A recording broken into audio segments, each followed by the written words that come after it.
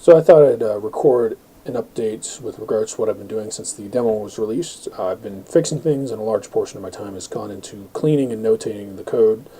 But several things with regards to movement have been fixed and made more intuitive.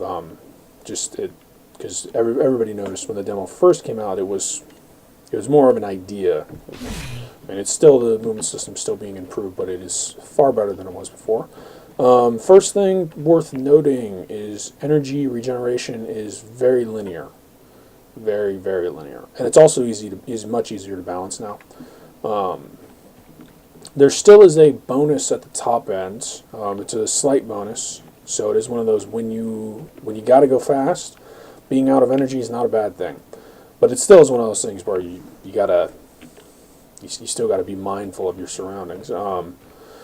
The other major thing that's been added, those of you who are sliding down slopes and were noticing that you weren't really stopping when you turn off the ski button and then you just seem to indefinitely skip until you reach the bottom of the slope.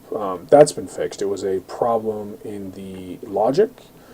Added to this, I've also made it to when you're skidding down a slope, you can use your jets to stop.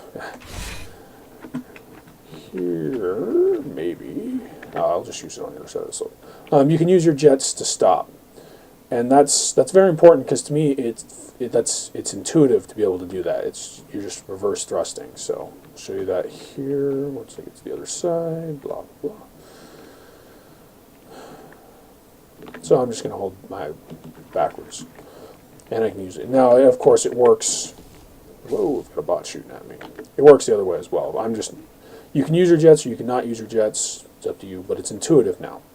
The other thing, of course, that's been added is when you're upjetting, you also are skiing. Before it was, if you weren't skiing, you just wouldn't ski. And so some things have been added that it's just intuitive that it should happen. Now, of course, when you're upjetting, the normal ski friction applies. It's not the stop friction, of course, because that seems counterintuitive. But overall, the game, it feels far more refined, and there's a lot more control that's been added just for balancing various aspects. There are also, for everybody who didn't know, there is a slight bonus when you are up and lateral jetting. Now, you can only, I should be clear that if you want lateral speed, lateral jetting is the best way to go. If you want upward height, upward jetting is the way to go. But if you're, let's say, climbing a hill and you want lateral speed and upward height, it'd be better to actually have both pressed at the same time. Because there's a slight bonus, and well, that's something that's configurable. Overall, due to the changes, dying again. The game feels a little bit slower, maybe by about maybe 10% or so, about slower, but it feels a lot more refined, and everything. Pretty much everything is very configurable and controllable. So at this point, it just becomes a matter of tweaking. There will be an update released for the demo.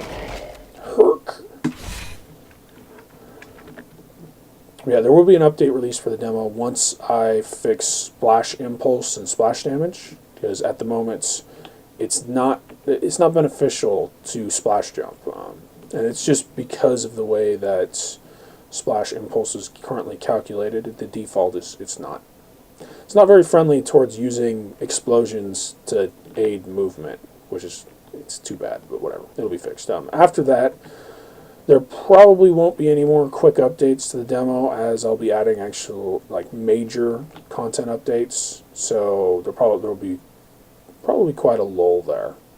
But anyhow, thanks for showing interest, and I'm loving that people are using the forums and discussing things. So expect the update soon.